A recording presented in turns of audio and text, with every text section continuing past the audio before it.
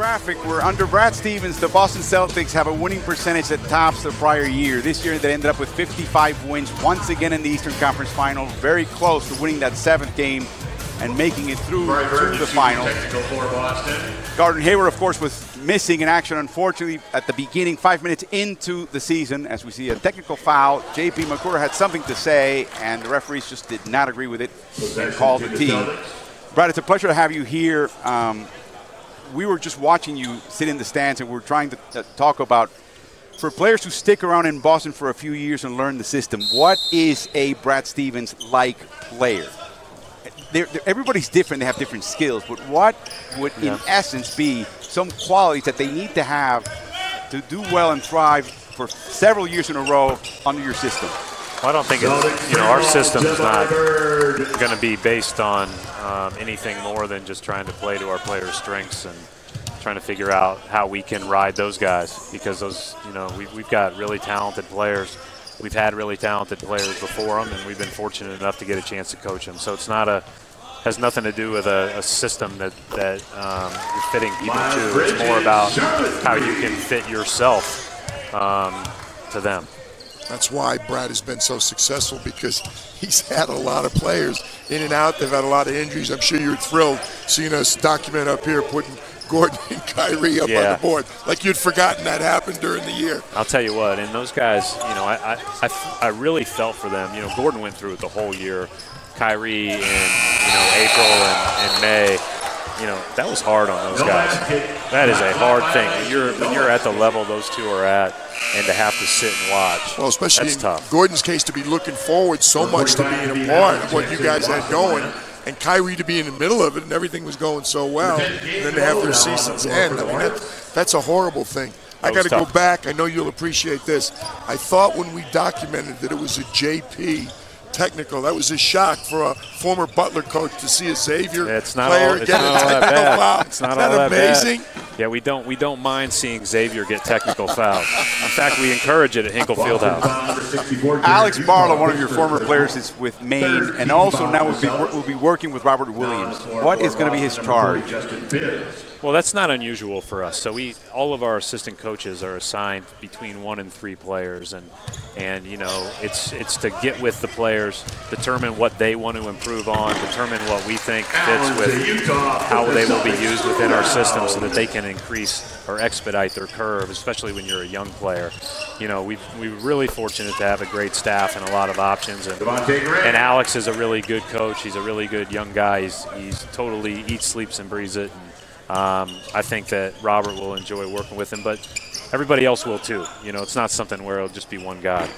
Brad, a little bit of the background, the thought that went into Robert being available at 27. Of course, we're talking about Robert Williams out of Texas A&M, and maybe an update now on his medical.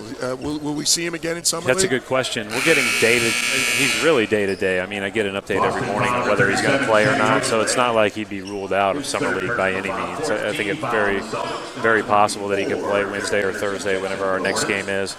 We felt fortunate that he slipped to us at 27. He's a guy that can really get to the rim, play way above the rim. And the way that he can impact the ball defensively, both bigs and littles, I mean, he has incredible length. 7'6" wingspan, 9'4" standing reach. This is a guy that can really impact people with the ball. 2-time Defensive Player of the Year, obviously. In 2 tries. In a heck of a conference. That's right. So he did an exceptional job. Looking forward to watching him play. Hey, when you get a chance, you've got a lot of your current guys are on the roster, Shemi and Gearshawn, Kadeem Allen with a shot, Jabari Bird. Your impressions of the way they've conducted themselves so far here? Yeah, they've been good. We're looking for just small incremental gains like any other time. I think sometimes in the summer league, guys are asked to do more than they necessarily would in a game. All 4 of those guys, because of our injury situation, started games for us in the last 2 weeks of the season, and then Shemi in the playoffs. And so this is a good opportunity for them to continue being on the right track. And they all work. They're all really good teammates. They're all really good guys. So it's been fun to watch. I think this is the best game we've played as a summer league team. With the exception of the end of the first half, was kind of a comedy of errors. But other than that, it's been pretty good. Now, some of your, third-line players ended up playing because of the injuries. You're getting the Hayward back. You're getting Irving back. You're getting Brown to develop. You're getting Tatum to continue to develop. How does that work? I mean, there are enough minutes for all those guys. How does that work for you? Well, yeah, you can only play 5 at a time. So, like, at the end of the day, I think our guys understand that. We have a chance to have a good team, and we have a chance to have a team back that experienced a lot, you know, and hopefully gained a lot from that experience. And, you know, the most important thing when you step on a court and put a Celtics uniform on is you're trying to win that game. And that's what we all have to do. We all have to add value to that. There will be times where we all get more opportunities than others, but you know, I gather from all of our guys that we're ready to get started. Can you stick around? Yeah, he'll stick around. Super. Been taken in 2013-14. Since then, it's been smiles and smiles, and the smiles getting broader and broader and broader. Of course, you want to get to the finals. You want to win the finals. Now the East is different, right? You just heard the news today. LeBron officially a Laker. He signed the deal today. The East has changed. I'm not sure it's gotten too much easier. How do you see it? There's nothing easy in coaching. You're trying to win the next game. Winning a game is hard, and certainly winning a series is hard, you know, and there's so many things that go into getting an opportunity to compete in the playoffs, let alone advance in the playoffs, that you have to start in day one. You can't skip steps. And if you do skip steps, the game will tell you, you know, you'll be humbled very quickly. And so at the end of the day, there's a lot of good teams, there's a lot of good players, and it's about who plays the best. And, you know, we did a lot of good things last year, but that doesn't mean it's going to happen again. You have to make it happen again, and that starts when we all get back together in training camp. You know, Alvaro, was funny when we were talking during the commercial. I talked to Brad, and I'm saying, well, we went through this guy, that guy. You know, we forgetting anybody? And he goes, yeah, the same guy everybody always forgets. Nobody ever talks about Al. How about Al Horford? It's amazing. Al's probably, I know this, Al's probably at home watching the game, enjoying time with his kids and his wife, and not caring one bit that he's not the first question asked by everybody. I just did a media scrum with Boston media, and we talked about all kinds of things, and not Al. And Al, you know, but that's what's beautiful about him. And you talk about a guy he's the oldest player on our team, and you can't have a better leader because he's only cares about winning. That's the only thing that matters to him. That's why he plays. That's how he goes about his business. He sets a great example. I told Robert Williams, you know, ultimately all you have to do is watch. And all you have to do is, and if you do that, you're going to be successful. That assist number jumps out at me. 4.8 assists when he's with Boston. He's such a facilitator for you guys on offense. He really is. We try to play through him quite a bit. And, you know, he's one of these guys that I thought got ahead of the curve. You know, as the game became more spread out and bigs were asked to do more, he changed his game by increasing his range in his late 20s.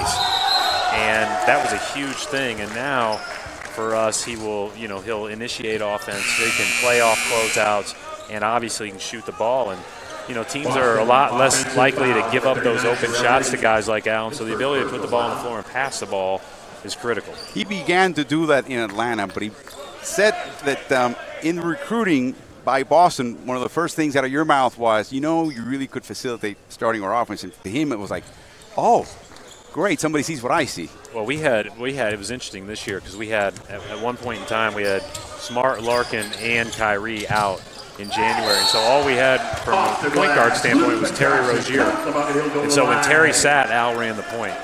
And, you know, we played out of all kinds of just simple actions, but it was great because, you know, he could bring the ball up. He's a great passer. He's a very unselfish player. He's good with getting you into offense, and so we've been fortunate enough to be able to have him do that. So. And smart enough to realize what you had when you got him and put him in situations that he could take advantage of. Go back with me. We got a minute left. Sitting here last year, he obviously was a heck of a player. We knew that from watching him in college.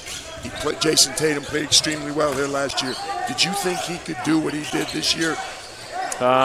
You know, I don't think it's our job as coaches to put ceilings on guys. At the same time, I think that when you consider the fact that he was, you know, 19 when the season started, 20 when it ended, and the consistency with which he played, and the way his game rose after January. You know, a lot of times people hit a wall and stop and fade. He just kept getting better and better and better all the way through the playoffs. You know, we've talked a lot about this summer with him, like this can't be the highlight though, you know, and it's about going back to work and getting even better at some of the things you want to get better at, and getting stronger and working on some of those things that people are inevitably going to try to take away, because he's got a chance to be special. But you know, special's not for everybody, and so you know, but we think he certainly can be, and we believe in him. You mentioned that the game exposes you if you're not ready. When do you take the time to plan and say, well, for next year, when do you do that? During the season? I think after you're the always season? doing that, and PJ would attest to this. You don't have a plane flight where the pen and paper aren't out thinking about that. But I think you really, or I really, lock into it when our roster's set. You know, and so we know exactly what we have. Now, I thought that was the case last August, and it flipped on August 25th. Everything goes out the window. So it goes out the window, all those pieces of paper. The life of a coach. Brad Stevens, thank you again. Congratulations. Thanks. Good luck next year as well. Thank you.